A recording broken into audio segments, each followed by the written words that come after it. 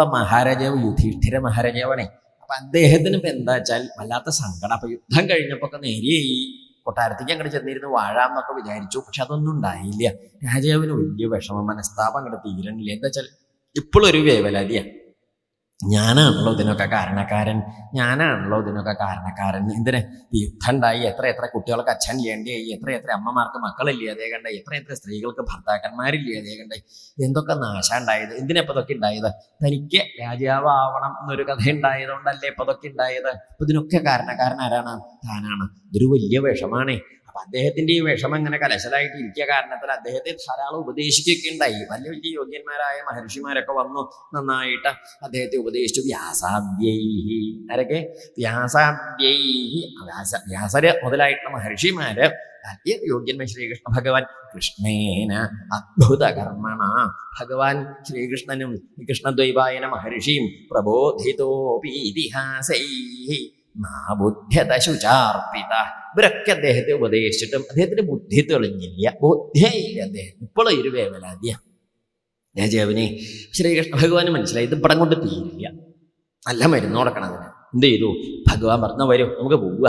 അങ്ങനെ പാണ്ഡവന്മാരെയും കൂട്ടി യുധിഷ്ഠിര മഹാരാജാവിനെ മുമ്പിൽ നടത്തിച്ചിട്ട് ഭഗവാൻ നേരെ നടന്നു. എവിടേക്ക്? രാജാവിന്റെ വിഷമം തീർക്കാനേ. എന്താ രാജാവിന്റെ വിഷമം? അതായത് താനാണല്ലോ അപ്പൊ ഇതിനൊക്കെ കാരണക്കാരൻ എന്നൊരു വലിയ വിഷമമുണ്ടല്ലോ. അപ്പൊ അത് തീർക്കാനായിട്ട് ഭഗവാൻ എന്തേ ചെയ്തു വെച്ചാൽ ഇതി ഭീത പ്രജാദ്രോഹാൽ സർവധർമ്മ വിവിത്സയാ തതോ വിനശനം പ്രാഗാൽ എത്ര ദേവവ്രതോപതൽ. അതുണ്ടായത്. അതായത് രാജാവിന്റെ ഈ ഒരു മനോവ്യാധി ഉണ്ടല്ലോ, ശരീരവ്യാധിയേക്കാൾ വിഷമാണ് എന്താണ്? മനോവ്യാധി. ശരീരവ്യാധി ഉണ്ടെച്ചാൽ നമുക്കിപ്പം മരുന്നൊക്കെ പരട്ടിയാൽ വിഷമമില്ല, വേഗം നേരെയിക്കോളും. അതിന്റെ മുകളിൽ ചിന്തയില്ലെങ്കിൽ നമുക്ക് വലിയ വിഷമമില്ല. എന്താണ്? ശരീരത്തിന് ഇപ്പം എന്തെങ്കിലും ഒരു വ്യാധി ഉണ്ടെന്ന് കൂട്ടിക്കോളൂ, അതിപ്പോ വേഗം ഭേദമാവും, കുഴപ്പമൊന്നുമില്ല, ഡോക്ടർ പറഞ്ഞു, അതിപ്പോ നാളെ തന്നെ നേരെയാവും എന്ന് പറഞ്ഞു. എന്നാ കുഴപ്പമില്ല, അത്രയേ ഉള്ളൂ വെച്ചാൽ ഒരു കുഴപ്പമില്ല. അല്ല ഇതിങ്ങനെ പൊക്കിപ്പിടിച്ചെന്നൊക്കെ പറയാച്ചാൽ പിന്നെ അത് മതി. അപ്പൊ മനോവ്യാധി ഇങ്ങനെയല്ല. മനോവ്യാധി വലിയ വിഷമാണ്. അത് നിന്നൊരു നിസ്സാര കാരണം മതി. ചിലപ്പോ എന്താ നിശ്ചയം ഉണ്ടാവില്ല. കാരണം ഇങ്ങനെ എന്താ അമ്മൂട്ടിയമ്മ എന്നിങ്ങനെ എന്താ ഒരു വെളിച്ചല്, എന്താ കാരണം ചോദിച്ചാൽ നിശ്ചയം ഉണ്ടാവില്ല ഈ അമ്മയ്ക്ക്. എന്നാലോ ഒരു സുഖവും ഉണ്ടാവില്ല. അങ്ങനെയൊക്കെ ഉണ്ടാവില്ലേ? അതാ മനോവ്യാധി വലിയ വിഷമാണേ. അപ്പൊ അതുകൊണ്ട് ഇതി ഭീത പ്രജാദ്രോഹിയാണല്ലോ എന്നുള്ള ഒരു വൈഷമ്യന്റെ ഉള്ളിലേ അത് കാരണം രാജാവിനെ ഒന്ന് ബോധ്യപ്പെടുത്താൻ നിയമിച്ചിട്ട് ഭഗവാൻ ശ്രീകൃഷ്ണൻ പാണ്ഡവന്മാരെയും കൂട്ടിയിട്ട് എങ്ങോട്ട് നടന്നു. അതാണ് തതോ വിനശനം പ്രാഗാനി. വിനശനം കുരുക്ഷേത്രത്തിന്റെ വേറൊരു പേരാണ്. വിനശനത്തിലേക്ക് പോയി, കുരുക്ഷേത്ര ഭൂമിയിലേക്ക് പോയി. എന്തിനാ വെച്ചാൽ അവിടെ ദേവവ്രതോപതൽ, അവിടെയാണ് കിടക്കേണ്ടത്. ആരാ കിടക്കണത്? അതല്ലേ പറഞ്ഞു ദേവവ്രതൻ ഭീഷ്മരെ. അതായത് മഹാഭാരത യുദ്ധം അങ്ങനെ ഉണ്ടായില്ലേ? ഈ യുദ്ധത്തിൽ 10 ദിവസം കൗരവപ്പട്ടാളക്കാരെ മുമ്പിൽ നിന്ന് നയിച്ച കൗരവപ്പടയുടെ പടത്തലവനായിട്ട് 10 ദിവസം നിന്ന് യുദ്ധം ചെയ്ത് പാണ്ഡവർക്കെതിരെ അങ്ങനെ പുറപ്പെട്ട ആ മഹാനായ ഭീഷ്മര് 10ാമത്തെ ദിവസം അർജുനന്റെ അസ്ത്രങ്ങളേറ്റിട്ട് നിലത്ത് വീണ് കിടക്കുക. നിലം തൊട്ടിട്ടില്ല. എന്താ കാരണം? ദേഹം മുഴുവനും അമ്പോളും ഇങ്ങനെ കുത്തിക്കേറി കിടക്കൊണ്ടേ വീണ കിടക്കുമ്പോഴും നിലം തൊട്ടരുത്, അങ്ങനെ കിടക്കുക. എന്നാലോ മരിച്ചിട്ടുണ്ടോ? മരിച്ചിട്ടും ഇല്ല. നമ്മളൊക്കെ ആ ചെറിയ കമ്പിയെ വേണ്ടു. എന്തിനു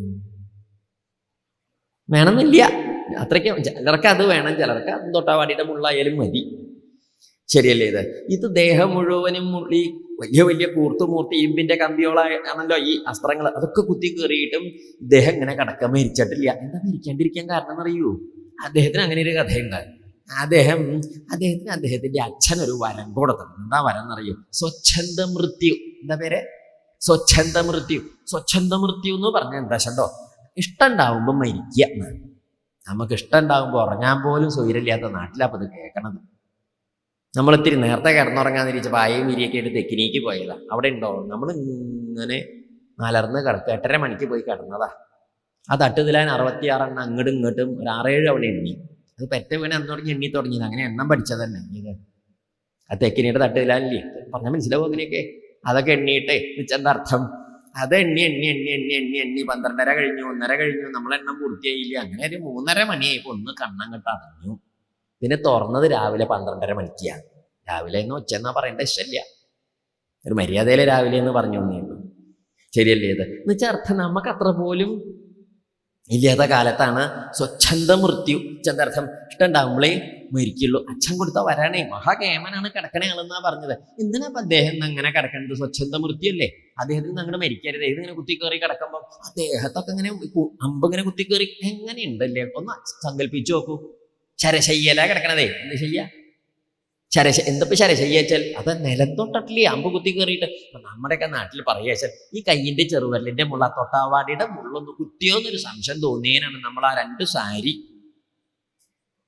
എത്ര മീറ്റർ ഉണ്ടാവുക ചിറ്റി നല്ലോണം ഉണ്ട പോലെ കെട്ടിയിട്ട് ആ ബസ് സ്റ്റാൻഡിന്റെ മുമ്പിൽ ഇങ്ങനെ കുത്തനെ പിടിച്ച് നിന്നിട്ട് ഇത് എന്താന്ന് ചോദിച്ചില്ല വടക്കേല നാരായണൻ നായർ. അത് കാരണം അയാളോട് മിണ്ടാണ്ടേ, ഇപ്പോഴും മിണ്ടാറില്ല. ചോദിച്ചാൽ മതിയായിരുന്നു. ശരിയല്ലേ ഇത്? നമുക്ക് നിസ്സാരായ തൊട്ടാവാടിയുടെ മുള്ളു പോലും കുത്തി അത്രയ്ക്ക് വലിയ ഘോഷിച്ച കൊണ്ടാട്ടം മറ്റേ കൊണ്ടാട്ടല്ല, ഇലയിലെ വളമണെന്നല്ല, കൊണ്ടാടുകയാണ് പതിവ്. ശരിയല്ലേ ഇത്? ഇത് ദേഹം മുഴുവൻ അമ്പ് കുത്തി കയറി കിടക്കുകയാണേ. എന്താന്ന് ആലോചിച്ചു. നമ്മൾ പറയാനൊക്കെ വലിയ സാഹിത്യ ഭാഷയിലൊക്കെ പറയും. ഞാനിപ്പം ശരശയ്യല 2ാമത്തെ മരുവള് വന്നിട്ടുണ്ടെന്ന്. അപ്പൊ നമ്മളത് വെറുതെ സ്വൈരല്യ എന്നുള്ള അർത്ഥത്തിലൊരു സാഹിത്യം പറഞ്ഞതാണ്. കിടക്കേണ്ടത് 2 അട്ടിയുള്ള കിടക്കേമ്പില. ശരിയല്ലേ ഇത്? അപ്പൊ പറയുന്നൊരു ഭാഷയുടെ പ്രത്യേകതയല്ലാതെ കാര്യത്തിലൊന്നത് ഇല്ല. സ്വൈരക്കേട് എന്നുള്ള അർത്ഥത്തിൽ നമ്മളിതൊക്കെ പറയും. ഇതല്ലേ, ഇത് അങ്ങനെ തന്നെയാണേ, വാച്യാർത്ഥത്തിൽ അങ്ങനെയാണ്. മരിച്ചിട്ടുമില്ല, എന്തിനാ അദ്ദേഹം ഇങ്ങനെ നരകിച്ച് കിടക്കണം? അങ്ങനെ മരിക്കരുതേ എന്ന് ചോദിച്ചാൽ അതിന് അറിയണ്ട. എന്താ ഉത്തരായണം വരണം നിരീക്ഷിച്ച് കാത്തിരിക്കുകയാണേ. എന്താണ് ഉത്തരായണം വരണം എന്താർത്ഥം? അതായത് ഈ ഉത്തരായണ കാലം വന്ന ഉത്തരായണം ദക്ഷിണായനം എന്നൊക്കെ പറഞ്ഞാൽ മനസ്സിലാവുമോ? ഇപ്പൊ കുറേശ്ശെ മനസ്സിലായി തുടങ്ങിയ ആൾക്കാരൊക്കെ. പണ്ടൊന്നും ആശം ഉണ്ടായിരുന്നില്ല. ഉത്തരായണം എന്ന് പറഞ്ഞാൽ എന്താ വെച്ചോ, അതായത് ഈ സൂര്യന്റെ, അതായത് ഭൂമിയുടെ ഗതിയില് സൂര്യന്റെ ആ തെക്കോട്ടും വടക്കോട്ടും ഒരു ചെറിയ അകൽച്ചയിൽ നമ്മൾ അങ്ങോട്ട് ഭൂമിയാണ് അകലുന്നത്, സൂര്യനല്ല. എന്നാൽ നമുക്ക് തോന്നുന്നത് സൂര്യൻ അങ്ങോട്ട് മാറണമെന്നാണ് തോന്നുന്നത്. നമ്മൾ ഇവിടുന്നല്ലേ നോക്കണത്. അപ്പൊ അതുകൊണ്ട് ആ സൂര്യന്റെ ഈ വടക്കോട്ടുള്ള ആ ഭാഗത്തേക്കുള്ള പോക്കിനെ നമ്മൾ ഉത്തരായണം എന്ന് പറയും, തെക്കോട്ടുള്ള ദക്ഷിണായനം എന്നും പറയും.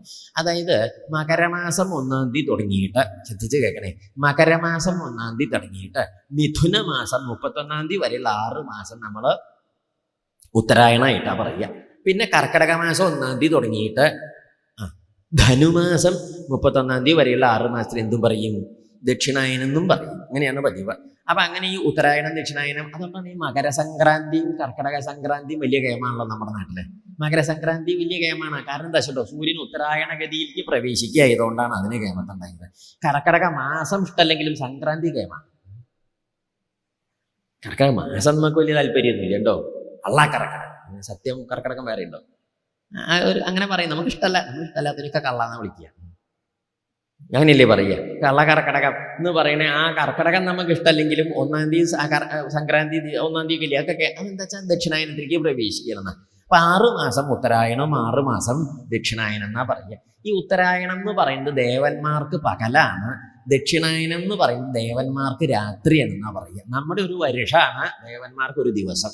കണക്ക് കൂട്ടാൻ നിൽക്കണ്ട കേട്ടോ. പിന്നെ ഉച്ചയ്ക്ക് കൂട്ടാൻ പോലും കൂട്ടാൻ പറ്റാണ്ട്, ഇലയിലൊഴിച്ച കൂട്ടാനേ ആകെ കൂട്ടാനൊക്കെ പോകും. അതാണ് ഒരു രൂപം കിട്ടില്ലേ. നമ്മളൊക്കെ ഒരു കണക്കുമ്പില നടക്കണ്ട. കണക്ക് പോയാൽ പിന്നെ എന്ന് പറഞ്ഞു അയ്യോ കഷ്ടാണ്. അർത്ഥം മനസ്സിലാവണില്ലേ? വല്ലാത്ത ജാതി കണക്കാണേ. ഇവിടെ പറഞ്ഞത് ഉത്തരായണം 6 മാസം ദേവന്മാർക്ക് പകലും, ദക്ഷിണായനം 6 മാസം ദേവന്മാർക്ക് രാത്രി. അതുകൊണ്ടാണ് നമ്മൾ ഈ ഉത്തരായണം ദേവന്മാരുടെ പകൽ സമയം ആയതുകൊണ്ടാണ് അമ്പലത്തിൽ പ്രതിഷ്ഠ, കലശം ഒക്കെ ഉണ്ടല്ലേ, അത് ഉത്തരായണത്തിലാ പതിവ്. നഗരം കഴിഞ്ഞാൽ ഇനിയിപ്പോൾ അങ്ങോട്ട് തുടങ്ങും, കലശവും പ്രതിഷ്ഠയൊക്കെ തുടങ്ങും. എനിക്കുണ്ട്, ശ്രദ്ധിച്ചിട്ടില്ലേ? അതൊക്കെ ഉണ്ണികൾക്ക് ഉപനയനം ഉണ്ടല്ലോ, ഉണ്ണികൾ ഉപനയനം കഴിക്കുക ഉത്തരായണത്തിലാണ്. കല്യാണമൊക്കെ ഒന്നും കഴിക്കുക, അയനമൊന്നുമില്ല. കല്യാണം കഴിഞ്ഞിട്ടാണ് അയനം തുടങ്ങുന്നത്. അതിന് നേരമില്ലാത്ത കാര്യമാണ്. ഉപനയനമൊക്കെ നമ്മൾ വളരെ ചിട്ടയിലാണ്. അപ്പൊ പറഞ്ഞതിന്റെ അർത്ഥം സൽക്കർമ്മങ്ങളും അങ്ങനെയൊക്കെയുള്ള വിശിഷ്ടകർമ്മങ്ങളും പുണ്യകർമ്മങ്ങളും ഒക്കെ കഴിക്കുക, ദേവന്മാരെ ഉണർന്നിരിക്കണേ ആ കാലഘട്ടത്തിലാണ്. അതായത് ഉത്തരായണത്തിന്. ഉത്തരായണം ദക്ഷിണായനം ഒരു രൂപം കിട്ടിയ. അപ്പൊ അത് ഉത്തരായണം വരട്ടെ എന്ന് പറഞ്ഞ് കാത്തിരിക്കുകയാണ് ആര്? ഭീഷ്മര്. എന്താ ഗുണം ചോദിച്ചാൽ, ഉത്തരായണത്തിന് ദേഹം ഉപേക്ഷിച്ച് പോയാൽ പിന്നെ ഇങ്ങോട്ട് വരണ്ട. എവിടേക്ക്? ഇവിടേക്കല്ല, ഭൂമിയിലേക്ക്. ഈ ദേശത്തിന്റെ കാര്യമല്ല പറഞ്ഞത്, ഭൂമിയിലേക്ക് പിന്നെ വരണ്ട. ഉത്തരായണത്തിൽ ദേഹം ഉപേക്ഷിച്ച് പോയി പിന്നെ ഈ ഭൂമിയിലേക്ക് വരണ്ടാന്നുണ്ട്. ഇല്ലെങ്കിൽ ആലോചിച്ച് നോക്കൂ, ഒരു തവണ ഇവിടെ വന്ന് കഴിച്ചു കൂട്ടിയ കൂട്ടര് ലേശം ബുദ്ധി ഉള്ളവൻ പിന്നെ ഇവിടേക്ക് എന്തായാലും മിണ്ടാത്തത്? ഇവിടേക്ക് വരാൻ നിരീക്കുമോ? നമുക്കെന്നെ മതിയായത് അങ്ങോട്ടൊക്കെ കയറി പിടിയും വലിയും ഇവിടെ ശരിയല്ലേ? ഇവിടെ വന്ന ഒരു കൂട്ടം പിടിയും വലിയും കശപിശയാണ്. അത് കഴിഞ്ഞ് പിന്നെ നമുക്ക് തോന്നില്ല ഇങ്ങോട്ട് വരാൻ. മതി മതി പോട്ടെ, എന്ത് ശരിയല്ലേ? ഇത് എന്നുവെച്ചാൽ എന്താ അർത്ഥം? പിന്നെ ഇങ്ങോട്ട് വരാൻ തോന്നില്ല. അതവിടെ ഉത്തരായണത്തിൽ പോയാൽ പിന്നെ ഇങ്ങോട്ട് വരണ്ടെന്നാ. അപ്പൊ അതുകൊണ്ട് അദ്ദേഹം ഉത്തരായണം കാത്തിരിക്കണേ. ആ ഉത്തരായണം കാത്തിരിക്കണേ മഹാത്മാവാണ് ഭീഷ്മർ. അദ്ദേഹത്തിന്റെ അടുത്തേക്ക് പോവാനാണ് പാരെ കൊണ്ടുപോകുന്നത് പാണ്ഡവന്മാർ. അങ്ങനെ ഇവരിങ്ങനെ എല്ലാവരും കൂടിയിട്ട് ഇങ്ങനെ വരണത് ദൂരെ നിന്ന് അദ്ദേഹം ഇങ്ങനെ കിടക്കുകയാണല്ലോ. അപ്പോഴാണ് താൻ സമേതാൻ മഹാഭാഗാൻ ഉപലഭ്യ വസൂത്തമ പൂജയാമാസ. അതുണ്ടായത് പൂജയാമാസ ധർമ്മജ്ഞോ ദേശകാല വിഭാഗവിത്. അദ്ദേഹം ഇങ്ങനെ മലർന്ന് കിടക്കുമ്പോൾ തൻ്റെ അടുത്തേക്ക് വന്ന പാണ്ഡവന്മാരോട് കൂടിയ ഭഗവാനെ നല്ലോണം പൂജയാമാസ, പൂജ കഴിച്ചു. ഇങ്ങനെ നല്ലോണം കൃഷ്ണം ച തൽപ്രഭാവജ്ഞ ആസീനം ജഗദീശ്വരം. അതുണ്ടായത് ഭഗവാൻ തൻ്റെ അടുത്ത് വന്ന് നിൽക്കണമെന്ന് കണ്ടപ്പം മലർന്ന് കിടക്കുക. ഇതുകൊണ്ടൊന്ന് എണീറ്റ് നിന്ന് തൊഴാനും നമസ്കരിക്കാനൊന്നും അങ്ങനെയല്ലേ വേണ്ടത്? ഭഗവാനെ കണ്ട എന്താ വേണ്ടത്? ഇരിക്കുന്നൊന്ന് എണീക്കുക, ഒന്ന് തൊഴുക, എന്നിട്ടൊന്ന് അങ്ങോട്ട് നമസ്കരിക്കുക. ഇതൊക്കെയല്ലേ നമ്മുടെ മോഹം. അതൊന്നും ഇപ്പം തരാവില്ല. എന്താ കാരണം? സ്ഥിതി അങ്ങനെയല്ലേ. അതുകൊണ്ട് അദ്ദേഹം എന്ത് ചെയ്തു? ഹൃദിസ്ഥം പൂജയാമാസ മായയോപാത്ത വിഗ്രഹം. ഹൃദിസ്ഥം പൂജയാമാസ, ഭഗവാനെ ഹൃദയത്തിലിരുത്തി പൂജ കഴിച്ചു. എൻ്റെ ഹൃദയത്തിലിരിക്കണ ഭഗവാനെ ആ മട്ടിൽ അങ്ങോട്ട് പൂജ കഴിച്ചു, നമസ്കരിച്ചു. പാണ്ഡുപുത്രന്മാർ അടുത്തേക്ക് വന്ന് അഭിവാദ്യം ചെയ്തു. എല്ലാവരും നല്ലോണം കാൽക്കൽ വന്ന് അടുത്തേക്ക് വിളിച്ച് തലയിൽ തൊട്ട് അനുഗ്രഹിച്ചു. ഒരു കുട്ടികളോട് പറഞ്ഞു, കുഞ്ഞോളെ അഹോ കഷ്ടം അഹോ ന്യായം യദ്യോയം ധർമ്മനന്ദനാഹ. ഹേ ധർമ്മപുത്രാദികളായ പാണ്ഡവന്മാരെ, നിങ്ങളൊക്കെ വല്ലാതെ വിഷമിച്ചു. പല ജാതി ദുരിതങ്ങളല്ലേ ഇപ്പം നിങ്ങൾ അനുഭവിച്ചത്. എന്തേ ഇപ്പം പറയണ്ടോ? അങ്ങനെയൊക്കെ ഇട്ട നിങ്ങളൊക്കെ അങ്ങനെയൊന്നും വരാൻ പാടില്ലാത്തതാണ്. ഇല്ലെങ്കിൽ എന്താ നിശണ്ടോ? അതൊക്കെ ഇപ്പൊ എന്തേ ഇപ്പൊ പറയാന്നാണെങ്കിൽ നോക്കൂ, സർവം കാലകൃതം മന്യേ. കാലദോഷം എന്നല്ലാണ്ട് ഇപ്പൊ എന്താ പറയുക? കാലക്കേട് എന്ന് പറയില്ലേ? ഈ കാലക്കേട് വന്നാവിട്ട അങ്ങനെയാണ്. ഈ കാലത്തിന്റെ ദോഷം നമ്മൾക്ക് ആർക്ക് തീർക്കാൻ സാധിക്കില്ല. അപ്പൊ അതേ ഇപ്പൊ ഉണ്ടായത്. എന്നാലും നിങ്ങൾ ഭഗവാനെ ആശ്രയിച്ചതുകൊണ്ട് നീക്കി വെച്ചോളൂ ഈ സാധന. അപ്പൊ ഈ കാലത്തിന്റെ ദോഷം കൊണ്ട് നിങ്ങൾ അനുഭവിച്ച ഈ ദുരിതങ്ങള് ഭഗവാനെ ആശ്രയിച്ചതുകൊണ്ട് എന്തുണ്ടായി? ബുദ്ധിമുട്ടല്ലാണ്ട് ആയിട്ട് തീർന്നു, സമാധാനമായിട്ട്. വലിയ ഭാരത യുദ്ധം എന്നൊക്കെ പറഞ്ഞാൽ വലിയ ദുരിതമാണ്. ആ ദുരിതം പാണ്ഡവന്മാര് ക്ലേശല്യാണ്ട് കഴിച്ചു കൂട്ടിയില്ലേ? എന്തുകൊണ്ട്? അവരുടെ മിടുക്കൊണ്ട, പ്രാപ്തിയുണ്ട, കഴിവുണ്ട, ഒന്നുമില്ല. പിന്നെ എന്തുകൊണ്ടത്? അവരുടെ പ്രാപ്തിയോ കഴിവോ മിടുക്കോ ഒന്നും അല്ല അത്. പിന്നെ എന്താ ചോദിച്ചാല് അത് അവരുടെ ഒരു അനുഗ്രഹം ഉണ്ടായത്, ഭഗവാന്റെ അനുഗ്രഹം. ആ അനുഗ്രഹത്തിന് കാരണം കൂടെ നടക്കണേ ഈ മഹാത്മാവാണ്. അതുകൊണ്ട് നിങ്ങളെ കുട്ടികളെ, നിങ്ങൾക്ക് നിശ്ചണ്ടോ ഈ വന്ന് നിൽക്കണത് ആരാ കൂടെ നിൽക്കണതെന്ന് ഭഗവാനെ ചൂണ്ടിക്കാണിച്ചിട്ട് പറഞ്ഞു. ആരാ നിശ്ചണ്ടോ ഈ നിൽക്കണത്? പാണ്ഡവന്മാർക്ക് എന്താ വെച്ചാൽ ഈ കൂടെ ഇങ്ങനെ എപ്പോഴും നടക്കൊണ്ടും കൂടെ ഇങ്ങനെ മിണ്ടിയും പറഞ്ഞും ഇരിക്കൊണ്ടും എപ്പോഴും ഇങ്ങനെ കൂടെ ഉണ്ടാവുകൊണ്ട് വേണ്ട മാതിരി അതിൻ്റെ വലിപ്പം മനസ്സിലായോ എന്ന് സംശയ. നമുക്ക് എപ്പോഴും എങ്ങനെയാണ്? എന്താ വെച്ചാൽ കൂടെ ഉണ്ടാവുമ്പോൾ നമ്മൾ അറിയില്ല. ഏതും അത് ഇന്നത എന്നൊന്നുമില്ല, അറിയില്ല എന്ന് പറഞ്ഞതിൻ്റെ അർത്ഥം എന്താ ചോദിച്ചാൽ, ഇപ്പൊ ആരായിക്കോട്ടെ, അച്ഛനായിക്കോട്ടെ, അമ്മയായിക്കോട്ടെ, ഗുരു ആയിക്കോട്ടെ, ശിഷ്യനായിക്കോട്ടെ, ആരായാലും നമ്മൾ പലപ്പോഴും കൂടെ ഉള്ളതിൻ്റെ മഹിമ അറിയില്ല. അച്ഛൻ ഇരിക്കുന്നിടത്തോളം കാലം നമുക്ക് എന്ത് തോന്നില്ല? ബഹുമാനക്കുറവൊന്നും ഇല്ലെങ്കിലും എന്ത് മനസ്സിലാവില്ല? വലിപ്പം മനസ്സിലാവില്ല. എന്ത് മനസ്സിലാവില്ല? വലിപ്പം മനസ്സിലാവില്ല. ആ വെളിച്ചം അങ്ങോട്ട് പോയാൽ പിറ്റേന്ന് മനസ്സിലായി തുടങ്ങും എന്ത്? വലിപ്പം മനസ്സിലാവില്ലേ? നമ്മുടെ കാര്യം അങ്ങനെ തന്നെയാണ്. ഏതിൻ്റെ കാര്യം എങ്ങനെയാണ്? ഇരിക്കണ കാലത്ത് നമ്മൾക്ക് അത് തോന്നില്ല. അടുപ്പം ഇങ്ങനെ കൂടി വരുമ്പോൾ ഏതിനോടും അടുപ്പം കൂടിയ വില തോന്നില്ല. ആരോടായാലും അങ്ങനെ തന്നെയാണ്. അതില്ലാണ്ട് അയ്യലേ തോന്നുള്ളേ. അപ്പം നമ്മുടെ വായയിലെ പല്ലൊക്കെ ഉണ്ടാവില്ല, ഇടയ്ക്ക് ഓരോ പല്ലൊക്കെ ഇങ്ങോട്ട് പോയി നൂട്ടിക്കോളൂ. ഒരു പല്ല അങ്ങോട്ട് പോയി അങ്ങനെ പോവുമല്ലോ. പോയി പല്ലങ്ങോട്ട് പോയപ്പോൾ ആ നാവ് ഇങ്ങനെ അവിടെ പോയിട്ട് എവിടെ പോയിട്ട് ആ പല്ല് പോയ പഴുതിൽ കിടന്നിട്ട് നാവ് ഇങ്ങനെ കുത്തി തിരിയണേ. അപ്പൊ ആ മുറ്റത്ത് കിടക്കണ പല്ല് പറയാ നാവിനോട്, ഓ എന്റെ നാവേ, ഞാൻ അവിടെ ഇരുന്ന കാലത്ത് നീ ആ പറമ്പിക്ക് കയറിയിട്ടുണ്ടോ? എത്ര കാലം ഞാൻ ആ പൂമുഖത്ത് ഇങ്ങനെ ഇരുന്നു. അന്ന് നീ എൻ്റെ മുമ്പിൽ കൂടി പോവുക എന്നല്ലാതെ എൻ്റെ അടുത്തേക്ക് വരെ ഒന്നും മിണ്ടേ പറയുകയും ചെയ്യും. ഇപ്പൊ പോയപ്പോ നീ ആ എന്ത് കാര്യമുണ്ട്? ഇതത്രയേ ഉള്ളൂ. പുറത്തേക്കൊന്നും പോകണ്ട, അവനവൻ്റെ വായിൽ കുത്തി കളിച്ച് നോക്കിയാൽ തന്നെ കിട്ടാനുള്ള സാധനമേ ഉള്ളൂ. അതാണ്. അടുപ്പുണ്ടായാൽ എന്തുണ്ടാവില്ല? വിലയുണ്ടാവില്ല. ഭാവത്തിലല്ല വില മനസ്സിലാവുക, അഭാവത്തിലാ മനസ്സിലാവുക. എന്താണ് ഭാവം? എന്താ? ഉണ്ടാവുക. അപ്പൊ മനസ്സിലാവില്ല. അഭാവം ഇല്ലാണ്ടേ എന്ത് മനസ്സിലാവും? ഓരോന്നിൻ്റെ ഓരോരുത്തരും അങ്ങനെ ഇല്ലാണ്ടേ ആവണം. അപ്പോഴാണ് നമുക്ക് അപ്പോളേ തോന്നുള്ളൂ. ശ്രദ്ധിച്ചോളൂ. അതുകൊണ്ടേ ഓരോന്നും കൂടെ ഉള്ള കാലത്ത് വേണ്ട മാതിരി മനസ്സിലാക്കിയിട്ട് കൊണ്ടാടിക്കോളൂ. അത്രയും കാലം സന്തോഷിച്ചില്ലേ? മനസ്സിലാവില്ലേ പറയുന്നത്? ഇതൊക്കെ വിട്ടിത്തനത്തെ എത്ര പറഞ്ഞാലും ഇങ്ങനെയൊക്കെ തന്നെ ആൾക്കാർ ചെയ്യുള്ളൂ. എങ്ങനെ? നാവിൻ്റെ ജാതിയിൽ പോയാൽ പോയി കുത്തി തുഴയാൻ പോകും. ഉള്ള കാലത്ത് തൊടാനും മിണ്ടാനും പോവില്ല. ഉള്ള കാലത്താണ് വേണ്ടത്. അപ്പൊ അതുകൊണ്ട് കൂടെ നടക്കുക ആയതുകൊണ്ട് നിങ്ങൾക്ക് തോന്നില്ല ആരെ ഭഗവാന് ആരെ പേക്ക് നിങ്ങൾ എന്താ കണക്കാക്കിയത്? യം മന്യസേ മാതുലേയം. എന്താ? യം മന്യസേ മാതുലേയം പ്രിയം മിത്രം സുഹൃത്തമം അകരോ സജീവം ദൂതം സൗഹൃദാൽ അഥ സാരഥിം. ഇതല്ലേ ഇപ്പം ഉണ്ടായത്? അതല്ലേ ഉണ്ടായത്? യം മന്യസേ മാതുലേയം. നിങ്ങൾ ഈ ഭഗവാനെ എങ്ങനെയാ കൂട്ടിയത്? മാതുലേയൻ. മാതുലേയൻ എന്താ? Cousin brother. നമ്മുടെ അമ്മ അല്ലെ അച്ഛമ്മങ്ങളുടെ മകൻ, അമ്മാവിന്റെ മകൻ എന്നൊക്കെയല്ലേ നമ്മൾ കണക്കാക്കണത് മാതുലേയനായിട്ട്. എന്താ അല്ലേ ഭഗവാനെ അങ്ങനെയാ കൂട്ടേണ്ടത്? ആവട്ടെ, കഴിഞ്ഞു. എന്നാലോ പ്രിയം മിത്രം സുഹൃത്തമം. വലിയ സുഹൃത്തായിട്ട് അർജുനനൊക്കെ ഭഗവാനെ ഇങ്ങോട്ട് കണ്ടാൽ അടുത്തേക്ക് ഇങ്ങോട്ട് ചെന്നിട്ട് ആ തോളത്തേക്ക് കൈയിട്ടിട്ടൊരു വളച്ചു എല്ലാം പിടിക്കണോ? വേദനയാവണു. എന്താ അങ്ങനെ പിടിക്കുക ചെയ്യുക? സ്നേഹം കൊണ്ടേ പിടിക്കല്ലേ. ആരുടെ കഴുത്തില്? ആരെ? ഭഗവാനെ. എന്നുണ്ടോ ഇവിടത്തേക്ക് പരാതി? എങ്ങനെ വേണമെങ്കിലും പിടിക്കാൻ നിന്നോർക്കും ചെയ്യും, വളഞ്ഞും കൊടുക്കും. ആര്? മറ്റുള്ളൊക്കെ പിടിച്ച് വലിക്കുമ്പം കണ്ടിട്ടില്ലേ? ഒരു പരാതിയില്ല. അങ്ങനെ സുഹൃത്തായിട്ട് നിങ്ങൾ കൂട്ടി ആരെ? ഭഗവാനെ. ആയിക്കോട്ടെ, സമ്മതിച്ചു. അകരോ സജീവം. മന്ത്രിയൊക്കെ ഇരുത്തിയില്ലേ ഭഗവാനെ? ഓരോന്ന് ചോദിച്ച് സംശയം ചോദിച്ച് കാര്യം നടത്തിക്കാനൊക്കെ ആയിട്ട്. ആയിക്കോട്ടെ, അതും സമ്മതിച്ചു. ദൂതം. ദൂത് പറയാൻ ആരെ അയച്ചത്? അന്ന് നാട്ടിൽ ദൂത് പണിക്ക് ആളെ കിട്ടായിട്ടാ അല്ല. എന്നിട്ട് ആരെ അയച്ചത്? ഭഗവാനെ. എന്നിട്ട് അവിടെ ചെന്ന് നാണവും കെട്ടു, മാനും പോയി. എന്നിട്ട് ഭഗവാൻ അവിടെ നിന്ന് നേരെ എന്നെ പോരും ചെയ്യുന്നതാണ്. മാനും ആര് കാരനാ പോയത്? ഭഗവാൻ എവിടെ ചെന്നാലും ആര് കണ്ടാലും ഒന്ന് തൊഴും നമസ്കരിക്കുക. ഇങ്ങടെ പോയാലും എങ്ങനെയാ? ബഹുമാന്യനാ. പാണ്ഡവന്മാരുടെ ദൂതനായിട്ട് പോവുക കാരണം നാണം കെട്ടു. ആർക്ക്? കൗരവന്മാരെ നിന്ദിച്ചില്ലേ? എന്നിട്ടും അങ്ങനെ ഉണ്ടായി. അതും സമ്മതിച്ചു. നിങ്ങൾ എന്ത് ചെയ്തു? സൗഹൃദാൽ അഥ സാരഥിം. സൗഹൃദം കൊണ്ടാണത്രേ നിങ്ങൾ വണ്ടിയിൽ ഡ്രൈവർ ആക്കിയില്ലേ? ആര്? ഭഗവാനെ. ആ അർജുനന്റെ നേരൊക്കെ ആ കൊണ്ടവിടെ നടന്നത് 10-18 ദിവസം കൊണ്ട് നടന്നത് ആരാ? ആ വെയിലത്ത്. അർജുനന് മറ്റേ കൊടയുണ്ട്. ഭഗവാനോ എന്തൊട്ട് വെയിലെന്ത് ജാതിയ വെയില്. ആരെ? ഭഗവാൻ ആ വെയിലും കൊണ്ട് ആ തണ്ടിന്റെ മുകളിലേക്ക് എന്തുണ്ടാവില്ല? ഒന്നും ഉണ്ടാവില്ല. ആവശ്യമില്ല, നമ്മൾ കണ്ടിട്ടൊന്നുമില്ല. ഉണ്ടാവാൻ വഴിയില്ല. ഏതായാലും എന്നാൽ അവിടെ ഇരിക്കാൻ നരകാണേ. എന്തായാലും അർജുനന് മറ്റേ കൊടയൊക്കെ ഉണ്ടാവും. ആ പൊടി മരത്തിന്റെ അപ്പുറത്തുള്ള മറ്റേ സാധനമില്ലേ? എന്താ പറയുന്നത്?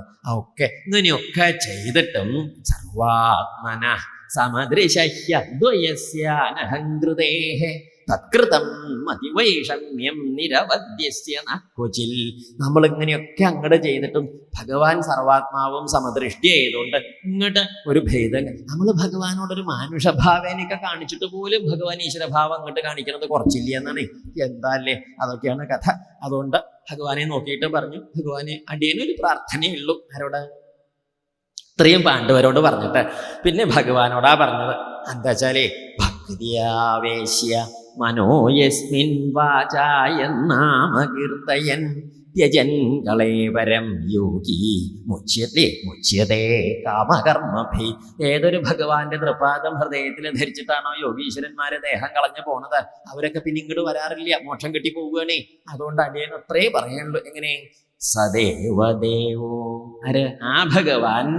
സദേവദേവോ ഭഗവാൻ പ്രതീക്ഷതാം കളേവരം യാവതിദം ഹിനോമ്യഹം. ഭഗവാനെ, ഞാൻ ഈ ശരീരം ഇങ്ങനെ ത്യജിച്ചുപേക്ഷിച്ച് പോവാനായിട്ട് പുറപ്പെടുകയാണ്. അതുകൊണ്ട് അങ്ങ് എന്ത് ചെയ്യണം? പ്രസന്നഹാസാരുണലോചനോല്ലസൻ മുഖാംബുജോ ധ്യാനപഥശ്ചതുർഭുജ. അങ്ങ് ശംഖചക്രഗദാപദ്മധാരിയായിട്ട് എൻ്റെ മുമ്പിൽ ഇങ്ങനെ നിന്ന് ആ തിരുമുഖത്തേക്ക് നോക്കി നോക്കി നോക്കി അങ്ങേ ഇങ്ങനെ കണ്ടും കൊണ്ട് അങ്ങ് എന്നെ ഇങ്ങനെ നോക്കുമ്പം ആ നോട്ടത്തെ പെട്ടങ്ങോട്ട് പോയാൽ നേരെയായി. അനുഗ്രഹിക്കണേ. ആര് പറഞ്ഞു? ഭഗവാനെ തൊഴുതു ഭീഷ്മര്. ശ്രീകൃഷ്ണ ഭഗവാൻ അടുത്തേക്ക് വന്നിട്ട് പറയുകയും ചെയ്തു, മുത്തശ്ശ. എന്താ വിളിച്ചത്? മുത്തശ്ശനോ? ആരുടെ മുത്തശ്ശൻ? ഭീഷ്മരെ. ശ്രീകൃഷ്ണ ഭഗവാന്റെ മുത്തശ്ശനല്ല, പാണ്ഡവന്മാരുടെ മുത്തശ്ശന. എന്നാലും ഭീഷ്മരെല്ലാരും മുത്തശ്ശനെ വിളിക്കുള്ളൂ. എന്താ കാരണം? ഇപ്പൊ നമ്മുടെയൊക്കെ നാട്ടിൽ കണ്ടില്ല ചില കാരണവന്മാര് എല്ലാവരുടെയും പബ്ലിക് മുത്തശ്ശന്മാരാണ്. എല്ലാരും എന്തേ വിളിക്കുള്ളൂ?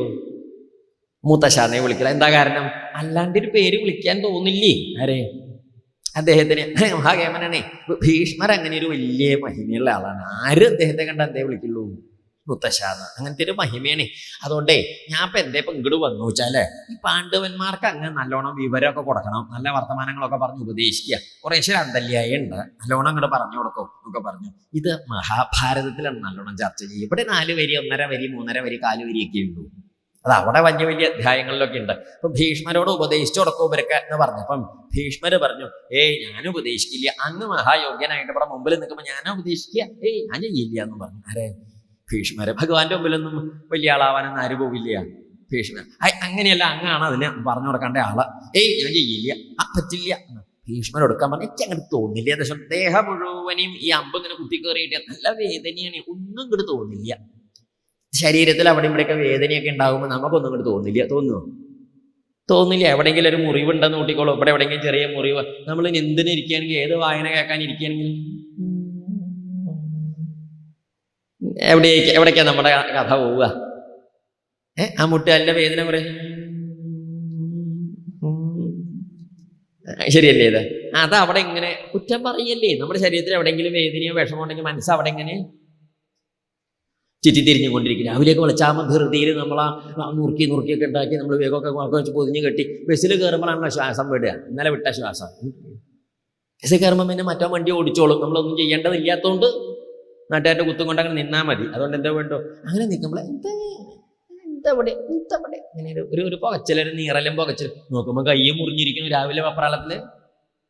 അങ്ങനെ ഉണ്ടല്ലേ? അപ്പൊ വേദന കുറേശ്ശെ ഇങ്ങനെ പുറപ്പെടുമ്പോൾ നമ്മുടെ ശ്രദ്ധ എവിടേക്ക് പോകും? അതിന് ചുറ്റും പോകും. ഇപ്പൊ ദേഹം മുഴുവൻ ഇങ്ങനെ കുത്തിക്കേറിയിട്ടേ അമ്പ് കുത്തിക്കേറി എന്റെ വേവലാതി കാരണം ഒന്നും ഇങ്ങോട്ട് തോന്നണില്ല എന്നും പറഞ്ഞു. ഒന്ന് ഒഴിഞ്ഞു മാറാനായിട്ട് പറഞ്ഞാണ് അദ്ദേഹം. ശ്രീകൃഷ്ണ ഭഗവാൻ വന്ന് അങ്ങക്ക് വേദന ഉണ്ടല്ലേ, എന്നാൽ ശരിയാക്കി തരാമെന്ന് പറഞ്ഞു. ഭഗവാൻ അങ്ങോട്ട് വന്നിട്ട് ഭീഷ്മരുടെ നെറ്റീമ്പിലെ കൈകൊണ്ട് ഇങ്ങനെ ഇങ്ങോട്ട് തലോടി. ഇപ്പോഴോ ചോദിച്ചു, അനസ്തേഷ്യ മഹാകേമാണെന്ന് പറഞ്ഞു. വേദന പോയി, തൊട്ടപ്പളക്ക് പോയി. എന്താ വേദന? എന്താ അല്ല കയ്യേ, ഭഗവാന്റെ കൈ തൊട്ടപ്പളക്കത് പോയി. ഭഗവാൻ അങ്ങോട്ട് തൊട്ട് വേദന പോയി. ഇപ്പൊ നീ ഉപദേശിക്കരുതേ ചോദിച്ചു. ഇനിയിപ്പോ എന്തോ ഉപായം പറയുക? ആകെ ഒരു തടസ്സം പറഞ്ഞ വേദന അത് പോവുകയും ചെയ്തു. പിന്നെ ഭീഷ്മര് ഭഗവാന്റെ തൃപ്പാദം തൊഴുത് എല്ലാം അങ്ങോട്ട് ഉപദേശിച്ചു. എന്തോ ഉപദേശിച്ചത്?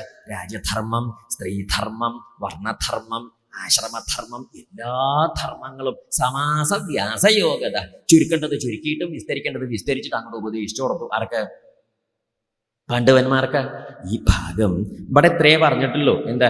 ധർമ്മം ഉപദേശിച്ചു എന്ന് മാത്രം 2 വരിയിലേ പറഞ്ഞിട്ടുള്ളൂ. ഈ ഭാഗം മഹാഭാരതം വായിക്കണം. മഹാഭാരതത്തിലെ ശാന്തി പർവം, അനുശാസന പർവം എന്ന് പറഞ്ഞ 2 പർവമുണ്ട്. അങ്ങനെ പറഞ്ഞാൽ മനസ്സിലാവുക പർവം എന്നൊക്കെ. മഹാഭാരതത്തിൽ അങ്ങനെയാ പറയുക പർവം. ഇവിടെ അധ്യായം, സ്കന്ധം എന്നൊക്കെ പറയില്ലേ, അവിടെ പർവം എന്നാ പറയും. പക്ഷെ നമ്മുടെ നാട്ടിൽ പണ്ട് ഒരിക്കൽ ആർക്കോ എഴുതി കൊടുത്തു. ഇതുപോലെ തന്നെ മഹാഭാരത വായനയ്ക്ക് നോട്ടീസ് ഉണ്ടാക്കി കൊടുത്തതാണ്. നമ്മൾ ശാന്തി പർവം, അനുശാസന പർവം എന്നൊക്കെ എഴുതി കൊടുത്തു. അപ്പൊ അത് അച്ചടിച്ച് കൊണ്ടുവന്നപ്പോ എന്താണെന്നറിയോ? പർവ്വതം, ശാന്തി പർവ്വതം എന്നൊക്കെയാണ്. അപ്പൊ ചോദിച്ചു, ഇതെങ്ങനെയാ പർവ്വതായത് ചോദിച്ചു. അപ്പൊ തിരുമേനി ഇത് ഞങ്ങളെ കൊണ്ടുപോയിട്ട് പ്രസ്സിൽ കൊടുത്തപ്പോ പ്രസ്സിത്തെ ആള് പറഞ്ഞു, പർവ്വല്ല പർവ്വതാണ്, തിരുമേനിക്ക് തെറ്റിയതാണെന്ന് അവർ തിരുത്തി. ഈ നാട്ടിൽ ഇങ്ങനെ വിവരമുള്ളവരുണ്ടാവുകൊണ്ട് നമ്മൾ തട്ടാണ്ടി മുട്ടാണ്ടി ഇങ്ങനെ തിരുത്താൻ ആളുള്ളതുകൊണ്ട് പർവ്വതം എന്നൊന്നും എഴുതരുത് കേട്ടോ. പർവ്വതം എന്നൊക്കെ പറഞ്ഞാൽ ഹിമാലയ പർവ്വതം, സഹ്യപർവ്വതം, മലയ പർവ്വതം, അത് കുന്നുമലയും കയറി പോണതിനാ പർവ്വതം. പർവ്വം എന്ന് പറഞ്ഞാൽ പർവണി, പർവച്ച ഭാഗം എന്നാ പറയുക. പാർവണ ചന്ദ്രൻ എന്നൊക്കെ കേട്ടിട്ടില്ലേ? ഇല്ലല്ലേ? നനി വേണ്ട. പാർവണം വെച്ചാൽ പർവണി 15 ദിവസം കൂടുമ്പം ചന്ദ്രൻ പൂർത്തി കർത്തവാവ് കഴിഞ്ഞ പിന്നെ 15 ദിവസം കഴിഞ്ഞ വെളുത്തവാവ് വരില്ലേ? അതാണ് ഈ പാർവണ ചന്ദ്രൻ എന്ന് പറയുന്നത്. പൂർണ്ണചന്ദ്രനെ പറയും ഓരോ പർവ്വത്തിൽ പറഞ്ഞ. പർവ്വച്ച ഭാഗം എന്നാണ് അതിന് അർത്ഥം. മഹാഭാരതത്തിൽ അങ്ങനെ കണക്കെ. അപ്പൊ അതുകൊണ്ട് ശാന്തി പർവ്വം, അനുശാസന പർവ്വം എന്ന് പറഞ്ഞ 2 പർവ്വമുണ്ട്. അതൊന്ന് വായിക്കണം കേട്ടോ. എപ്പോഴെങ്കിലും ഇന്നൊന്നും വേണ്ട, ഇത് കേട്ട് പഠിച്ചു പോയി വായിക്കൊന്നും വേണ്ട. എപ്പോഴെങ്കിലും ഇത് കഴിഞ്ഞ് പോയിട്ട് ആ പുസ്തകം മലയാളത്തിലോ സംസ്കൃതത്തിലോ അങ്ങനെ എന്തെങ്കിലും തരത്തിലൊന്ന് കിട്ടിയതൊന്ന് വായിച്ചു നോക്കണം. എപ്പോഴെങ്കിലും ഒന്ന് വായിച്ചു നോക്കും. അത് വായിച്ചാലേ മനസ്സിലാവുള്ളൂ. ഇതൊന്നും വായിക്കേണ്ടല്ലേ കുപ്പായിട്ട് എത്രയും ദിവസം നടന്നത് മതിയാവും. അതോടെ വായിച്ചിട്ടില്ലെങ്കിൽ ഒരു കുഴപ്പമില്ല, എപ്പം നടക്കണ മാതിരി തന്നെ ഇനിയും നടക്കാം. വായിച്ചാൽ പറ്റില്ല. എന്താ കാരണം? ഒരു വേവലാതി ഉണ്ടാവും. അത്രയ്ക്ക് കേമാണേ. ഇപ്പോഴേക്കും ഒന്ന് ശ്രദ്ധിക്കൂ കേട്ടോ. ആ ഭാഗങ്ങളെയാണ് ഇവിടെ 2 ശ്ലോകത്തിൽ പറഞ്ഞത്. സമാസ വ്യാസയോഗത, ചുരുക്കേണ്ടത് ചുരുക്കിയിട്ടും വിസ്തരിക്കേണ്ടത് വിസ്തരിച്ചിട്ടും ഉപദേശിച്ചു. ഉപദേശമൊക്കെ കഴിഞ്ഞു, കേമായി, സന്തോഷമായി. ഉപദേശം കഴിഞ്ഞപ്പോഴേക്ക് ഉത്തരായണ കാലം വരികയേ. ഉത്തരായണം കൂടെ എടുത്തു. അദ്ദേഹത്തിന് പോണ്ട കാലമായേ. ഭഗവാനാണെങ്കിൽ മുമ്പിൽ ഇങ്ങനെ നിൽക്കണോ. ആ നിൽക്കണ ഭഗവാനെ കണ്ടപ്പോൾ സഹിച്ചില്ല. ആരൊക്കെ? ഭീഷ്മർക്ക് എന്തൊരു സന്തോഷം. അദ്ദേഹം തൊഴുതിട്ട് പറഞ്ഞു, ത്രിഭുവനകമനം തമാലവർണം രവികരഗൗരവരാംബരം ദധാനി വപുരളകുലാവൃതാനനാബ്ജം വിജയസഖേ രതിരസ്തു മേന വദ്യ. ഭഗവാന്റെ തൃപ്പാദത്തിൽ എങ്ങനെയുള്ളത്? ത്രിഭുവനഗമനം, ത്രിലോകസുന്ദരമായിട്ട് തമാലവർണം. ഈ തമാലത്തിന്റെ തമാല എന്നൊക്കെ പറഞ്ഞാൽ മനസ്സിലാവുമെന്ന് അറിയില്ല. ഈ ഉങ്ങ് എന്ന് പറഞ്ഞൊരു മരം ഉണ്ട്. ഇവിടേക്ക് എന്തായാലും പറയും ഉങ്ങ്. കേട്ടല്ലേ? മുത്തശ്ശിമാർക്കൊക്കെ ഉണ്ടാവും ഉങ്ങ്. ആ പറമ്പിലൊക്കെ ഉണ്ടാവും, റോഡിന്റെ പക്കത്തൊക്കെ ഉണ്ട് ഉങ്ങ്. ഒരു പച്ച നിറത്തിലാണ്, കറുകറുന്നെ പച്ച നിറമായിട്ട് അതിന്റെ ഇല ഉണ്ടാവുക, തടി ഇങ്ങനെ മഴയായിട്ടൊക്കെ ഉണ്ടാവും. ഒരു ത്രശ വലുപ്പത്തിൽ മണി കെട്ടി തൂക്കിയ മാതിരി ഒരു പരിപ്പിന്റെ ജാതിയിൽ ഒരു കായ് ഇങ്ങനെ കെട്ടി തൂക്കാറ്റത്ത് ഇങ്ങനെ ഇങ്ങനെ ഇങ്ങനെ ഇങ്ങനെ ഇങ്ങനെ ഇളക്. നല്ല രസാതെ കാണാൻ. മരുദ്ഭിരാനർത്തിത നക്തമാലം എന്ന് കാളിദാസൻ പറയും. അതിന് നർമ്മദാ നദിയുടെ തീരത്തെയും ഉങ്ങ് മരത്തിന്റെ മുകളിലേക്ക് ഒരു തൂങ്ങി കിടന്നിട്ട് ഇങ്ങനെ കാറ്റത്ത് വീശി അടിക്കുമ്പോൾ എന്നൊക്കെയുള്ള ഭംഗി. ഉങ്ങ് മരം, ഈ ഉങ്ങ് മരത്തിനെയാണ് ഇവിടെ ഉദ്ദേശിച്ചത്. ഇത് കറുത്ത ഇരുണ്ട പച്ചനിറം ഭഗവാന്റേതെന്ന് പറയാനാ അപ്പൊ അത് പറഞ്ഞതേ. തമാലവർണം രവികരഗൗരവരാംബരം ദധാനി. എന്നിട്ട് അതിന്റെ മുകളിലാണെങ്കിലോ നല്ല ഈ സൂര്യന്റെ നിറത്തില്, സൂര്യന്റെ നിറം എന്നൊക്കെ പറഞ്ഞാൽ എന്താ മനസ്സിലാക്കുക? അപ്പൊ എങ്ങനെയത്? ഉദിച്ചു വരുന്ന സൂര്യനെ കണ്ടിട്ടില്ലേ? ഉദിച്ചത് കാണാൻ നേരം ഉണ്ടാവില്ല. അസ്തമിക്കണത് കണ്ടിട്ടില്ലേ വൈകുന്നേരം? പടിഞ്ഞാട്ട് നോക്കിയാൽ കാണാം നല്ല വട്ടത്തില് കുങ്കുമപ്പൊട്ട് പോലെ ഇങ്ങനെ നിൽക്കണം ഒരു മഞ്ഞച്ച ചുമപ്പ്, ഒരു കണ്ടിട്ടില്ലേ ഒരു കാവി ചുമപ്പ് നിറ, നല്ല ഭംഗിയാണ്. പൊന്നുരുക്കിയ നിറ എന്നാ പറയുക. എന്താ പറയുക? പൊന്നുരുക്കിയാലൊക്കെ ആ നിറ ഉണ്ടാവുക. ആ ജാതി പട്ടാ ഭഗവാന്റെ പട്ട്. നേരത്തെ നമ്മൾ പറഞ്ഞ മരുന്ന് മഞ്ഞല്ല, നല്ല സ്വർണത്തിന്റെ ആ ഒരു തിളങ്ങണ ഉരുക്കിയ സ്വർണം പോലെയുള്ള മഞ്ഞപ്പട്ടൊക്കെ ചിറ്റിയിട്ട് വപുരളകുലാവൃതാനനാബ്ജം. ഭഗവാന്റെ ആ സ്വരൂപം എങ്ങനെയെന്ന് വെച്ചിട്ടോ, അപ്പോ അളകുലാവൃത അനനാബ്ജം. ആ മുഖത്തേക്ക് നോക്കിയാൽ അളകങ്ങള്, അളകെന്ന് പറഞ്ഞാൽ മനസ്സിലാവുമോ? ഈ മുടി ഇങ്ങനെ നീണ്ട മുടിയൊക്കെ ഇങ്ങനെ കെട്ടി ഒതുക്കി കുടുമയായിട്ട് കെട്ടി വെച്ചാൽ അതിൽ കുടുങ്ങാത്ത ചില മുടി ഉണ്ടാവും, ചെറിയ ചെറിയ ത്രശ കട്ടി കുറഞ്ഞ രോമങ്ങൾ, അതിങ്ങനെ കിടന്ന് പറക്കൂലോ, അതിങ്ങനെ ഈ അളകങ്ങള് പറയാം. അതൊക്കെ അങ്ങനെ ഭഗവാന്റെ നെറ്റിയിലേക്ക് ഇങ്ങനെ യുദ്ധഭൂമിയിൽ ആ തേരിന്റെ തണ്ടിന്റെ മുകളിൽ ഇങ്ങനെ ഇരിക്കുകയല്ലേ, വേർത്ത ഒലിച്ചെന്ന് അനഞ്ഞിട്ടങ്ങനെ ഇതൊക്കെ അങ്ങനെ മുടി ഇങ്ങനെ പറക്കണേ. അപ്പൊ ആ എന്തല്ലേ കണ്ടാൽ തോന്നുക പുരളകുലാവൃതാനനാബ്ജം. പൂവ് പോലെയുള്ള താമരപ്പൂ പോലുള്ള മുഖാണേ. ആ താമരപ്പൂ പോലുള്ള മുഖത്തേക്ക് ഈ അളകങ്ങൾ ഇങ്ങനെ കൊഴിഞ്ഞു വീണ് കിടക്കുന്നത് കണ്ടാൽ തോന്നും ഈ താമരപ്പൂവിന്റെ ചുറ്റും വണ്ടുകൾ ഇങ്ങനെ വന്നിങ്ങനെ ഇരിക്കല്ലേ എന്ന് തോന്നണ ജാതി മനോഹരമായ ഭഗവാന്റെ തിരുമുഖല്ലേ. ആ വിജയസഖേ പാർത്ഥസാരഥിയായിട്ട് ഇരുന്ന് അങ്ങനെ കണ്ട തൊഴുത് എത്ര ദിവസം? 10 ദിവസം നിന്ന് തൊഴുതതാണ് ആരെ? ഭഗവാൻ ഇങ്ങനെ അവിടുന്ന് അങ്ങോട്ട് തിരിഞ്ഞു നിൽക്കുമ്പം ഭീഷ്മർ ഇവിടുന്ന് അങ്ങോട്ട് തിരിഞ്ഞു നിൽക്കല്ലേ. എങ്ങനെയല്ലേ യുദ്ധം? ഇപ്പൊ ഇവിടുന്ന് അങ്ങോട്ട് നോക്കി ആരെ കാണാം? ഭഗവാനെ കാണാം. എങ്ങനെ?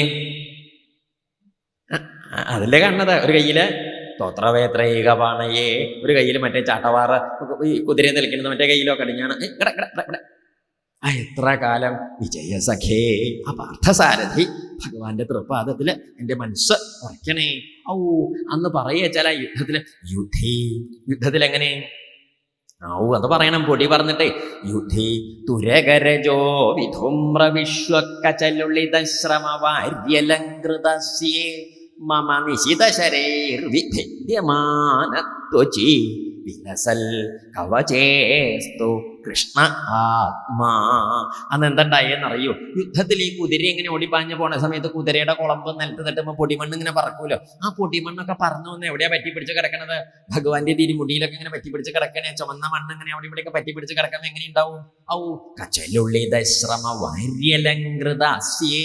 വിയർത്ത് നനഞ്ഞ് ഈ മണ്ണും പൊടിയൊക്കെ പറ്റി മുടിയൊക്കെ ഇങ്ങനെ ചിന്നിച്ചതറി കിടക്കണേ ആ ഭഗവാന്റെ ഒരു തിരുമുഖല്ലേ. ഒന്നും പറയണ്ട. അതിന്റെ കൂടെ മമ നിശിതശരൈ വിഭിദ്യമാനത്വചി. ഈ അർജുനൻ ഇങ്ങട് അയക്കണതും ഇവിടുന്ന് അങ്ങടെ അയക്കണതും അമ്പോളം അങ്ങടും ഇങ്ങടും പോകൂലോ. അപ്പൊ അർജുനൻ ഒരമ്പ് ഇങ്ങടെ അയച്ചാൽ പകരം ഒന്ന് അങ്ങടും അയക്കും. അത് ചിലപ്പോ എങ്ങടും പോവും. ഭഗവാന്റെ ദേഹത്തും ഇടയ്ക്കൊക്കെ ഓരോന്ന് കൊള്ളും. അപ്പൊ അവിടെയും ഇവിടെയൊക്കെ ഓരോ അമ്പ് കൊണ്ടാൽ അവിടെ നിന്നൊക്കെ ഇങ്ങനെ ചോര പൊടിയും. ഈ ചോര പൊടിഞ്ഞ് നിൽക്കണേ ഭഗവാനെ ദൂരേന്ന് കണ്ടാൽ എന്താ തോന്നുന്നത് ദിശുണ്ടോ? എഴുത്തച്ഛന്റെ ഭാഷയെ പറഞ്ഞാൽ പൂത്ത മുരിക്ക് പോലെ. എന്തുപോലെ? അത് ഇവിടെയുള്ള ഉപമയല്ല കേട്ടോ. ഇത് മനസ്സിലാവാൻ നമ്മൾ എഴുത്തച്ഛന്റെ ഉപമ കൊണ്ടുവന്നെങ്കിൽ ഇത് ഇവിടെ ഉണ്ടെന്ന് പറയണ്ട. മുരിക്കിന്റെ കഥയാണ്. പൂത്ത മുരിക്കെന്നൊക്കെ പറഞ്ഞാൽ മനസ്സിലാവും. ഇവിടേക്ക് മുരിക്കും തന്നെയല്ലേ പറയുന്നത്? മുരിക്ക ആ മുള്ളൊക്കെ ഉള്ള ഒരു പച്ച നിറാണ് അതിന്റെ തടി, ഒരു ഇളം പച്ച നിറത്തിലുണ്ടാവും അതിന്റെ ദേഹം തടി. ആ മുരുക്കിന് പൂക്കണ കാലത്ത് ഇല മുഴുവനും ഇങ്ങോട്ട് കൊഴിഞ്ഞു പോകും, ഇല ഉണ്ടാവില്ല. മുരുക്കിന്റെ ഇല ഉണ്ടല്ലേ, പുഴുവൊക്കെ ഉണ്ടാവും. ഒരു ടൻ രോമമുള്ള കരിമ്പട പുഴു ജാതി ആണ്. അതിന് അവിടെ കണ്ടാൽ തന്നെ നമുക്ക് 3-4 ദിവസത്തേക്ക് ലീവ് എടുക്കാം. അങ്ങനെയൊക്കെ ഉണ്ടാവുക ആ മരത്തിന്റെ മുകളിൽ. അപ്പൊ ഈ മുരിക്കിന്റെ ഇല മുഴുവൻ ഇങ്ങോട്ട് കൊഴിഞ്ഞു പോയാല് ഇടയ്ക്ക് ഓരോ പൂവ് ഇങ്ങനെ ഉണ്ടാവും. തണ്ടിന്റെ മുകളിലൊക്കെ നിറയെ ഇങ്ങനെ മാവ് പൂക്കണ മാതിരി കൊലയായിട്ട് പൂക്കൊന്നുമില്ല. ഇവിടെ ഒരു പൂവ്, പിന്നെ അവിടെ ഒരു പൂവ്, അങ്ങനെ കുറേശ്ശെ അവിടെ ഇവിടേക്കേ പൂവ് ഉണ്ടാവുള്ളൂ. ദൂരേന്ന് നമ്മൾ ആ കുന്നിന്റെ മുകളിൽ മൂക്കിൽ ഇത് പൂത്ത് നിൽക്കണ മുരിക്ക് കണ്ട എന്താ തോന്നുക?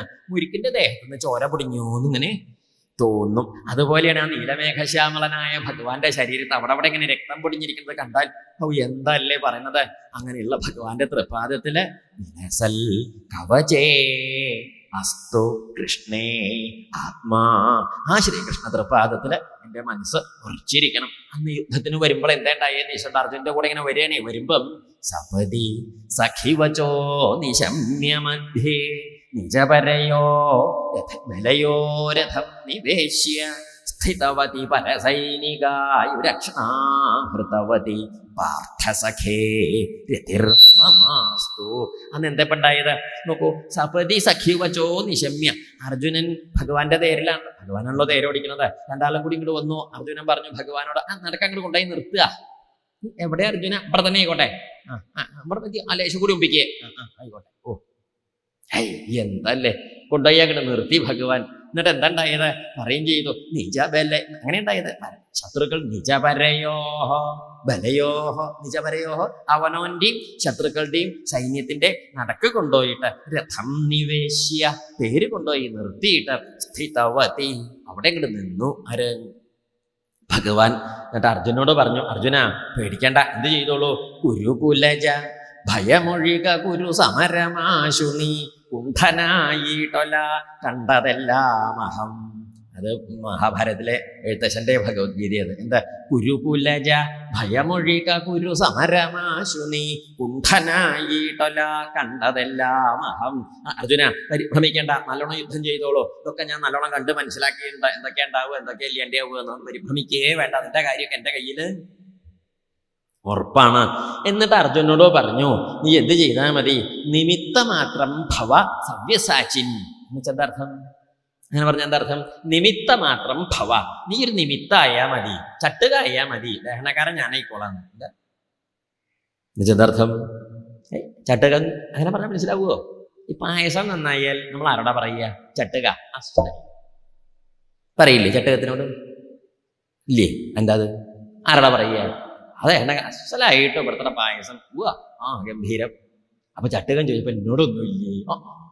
ഞാനല്ലേ ഇത് വൈകുന്നേരം വരെ ഇളക്കിയത്? എന്താ അയപ്പുറം 3 മണിക്ക് ഇറങ്ങിയതാ ചട്ട കയ്യിൽ കിടന്ന് കുത്തി പറയാൻ. ശരിയല്ലേ? ഇത് കാര്യമൊക്കെ ശരിയത്. കരിയാണ്ടി അടി പിടിക്കാണ്ടിരിക്കാനൊക്കെ ചട്ടുകൻ തന്നെയാ കാരണം. ചട്ടുകത്തിന് ഒറ്റയ്ക്ക് ഇളകാനൊന്നും പറ്റില്ല. അപ്പൊ ഉപകരണമായിട്ട് നിന്ന് കൊടുത്താൽ ആരിളക്കിക്കോളും.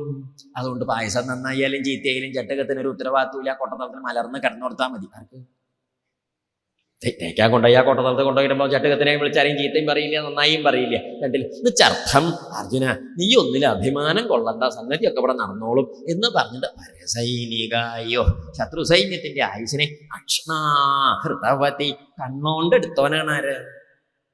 ഭഗവാനെ. ശത്രു സൈന്യത്തിന്റെ ആയുസിനെ എന്തുകൊണ്ടെടുക്കുക? കണ്ണോണ്ടെടുക്കുക. ഭഗവാൻ അങ്ങനെ ഒരു മഹിമയുണ്ട്. ശത്രു സൈന്യത്തിന്റെ ആയുസ് കണ്ണോണ്ട് എടുക്കാനും പറ്റും, ആയുസ് കണ്ണോണ്ട് കൊടുക്കാനും പറ്റും. നമുക്ക് ആദ്യത്തേത് പറ്റും, രണ്ടാമത്തെ പറ്റില്ല. ഏതാദ്യത്തേത്? നമ്മളൊരു നോട്ടത്തിന് ആയുസല്ല മുഴുവനൊക്കെ എടുക്കാറുണ്ട്. ചിലരുടെ നോട്ടമൊക്കെ കണ്ടാൽ ആയുസ് അപ്പം പോവും. പക്ഷെ എടുക്കാൻ പറ്റും, കൊടുക്കാൻ നമുക്ക് പറ്റില്ല. അതാണ് നമ്മൾ ഭഗവാൻ നമ്മൾ ചെറിയൊരു വ്യത്യാസം. ഭഗവാൻ എടുക്കാനും പറ്റും, എടുത്ത മാതിരി കൊടുക്കാനും പറ്റും. മനസ്സിലായില്ലേ?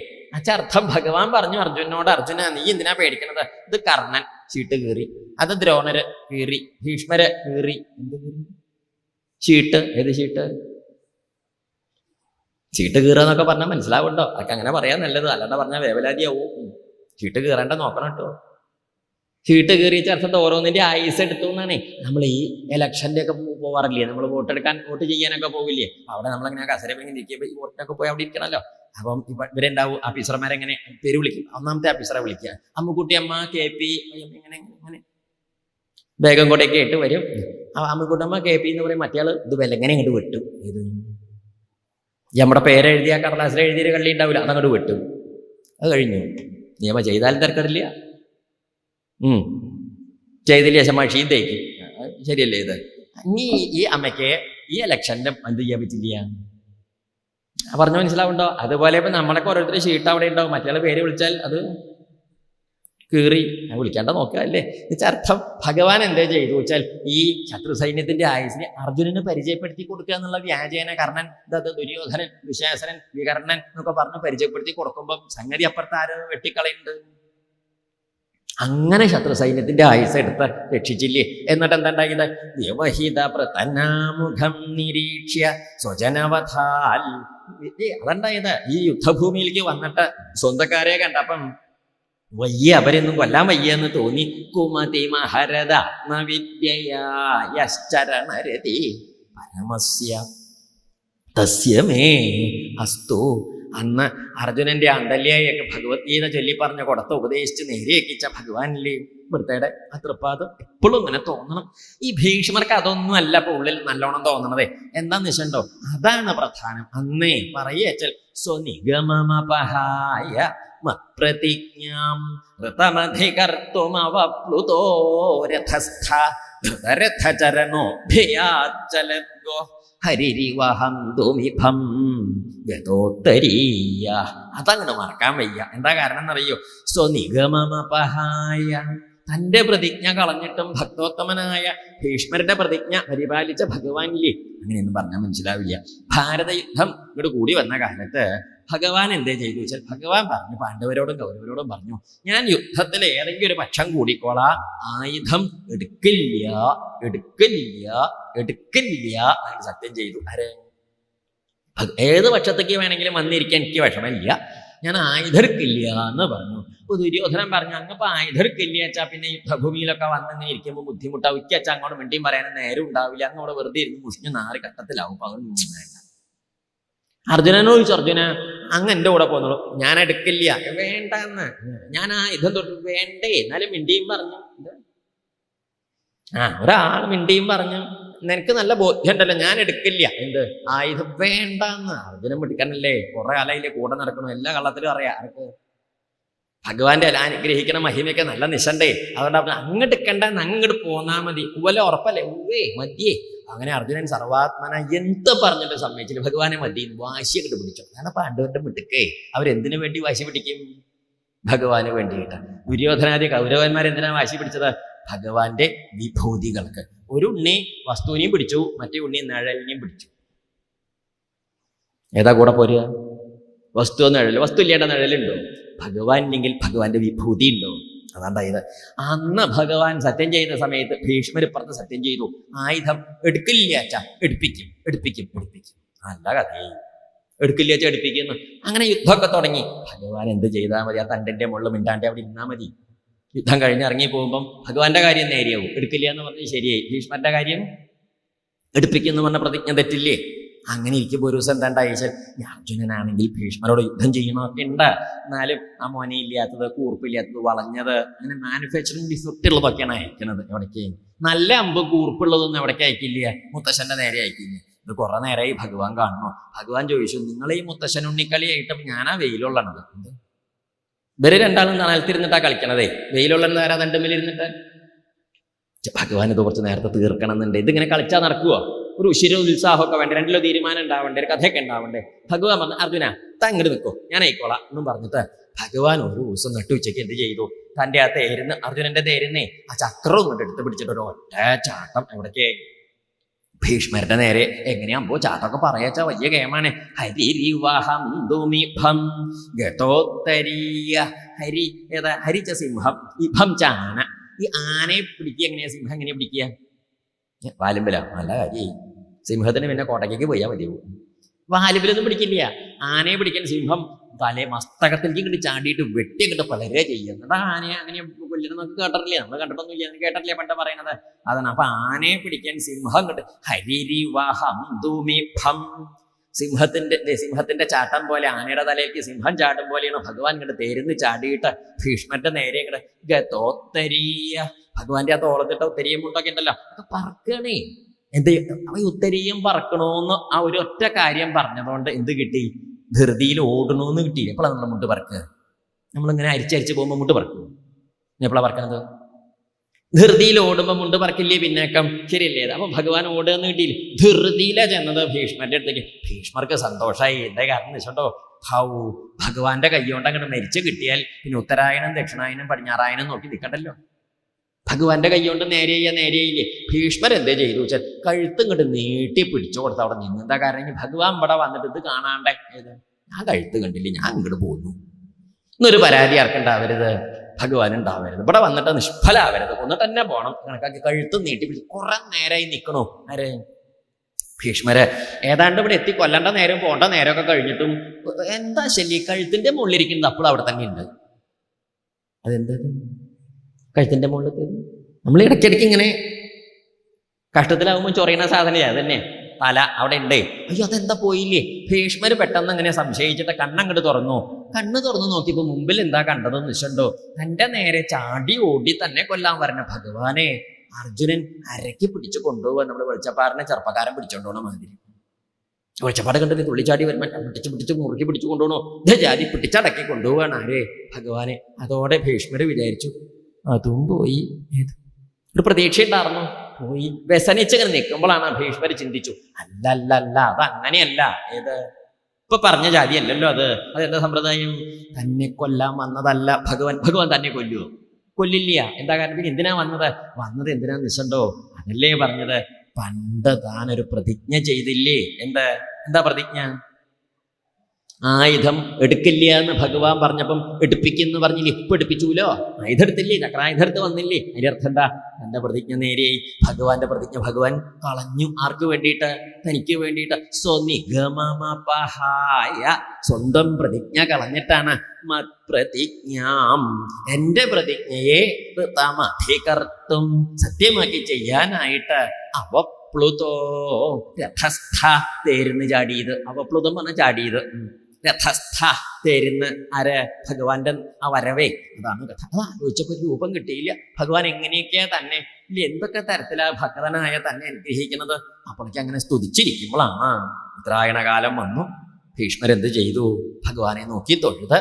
തമിമഹമജം ശരീരഭാജ്യം ഹൃദി ധിഷ്ഠിതമാത്മകൽപ്പിതാനാം പ്രതിദൃശമിവ നൈകഥാർക്കമേകം സമധിഗതോസ്മി വിധൂത ഭേദമോഹ.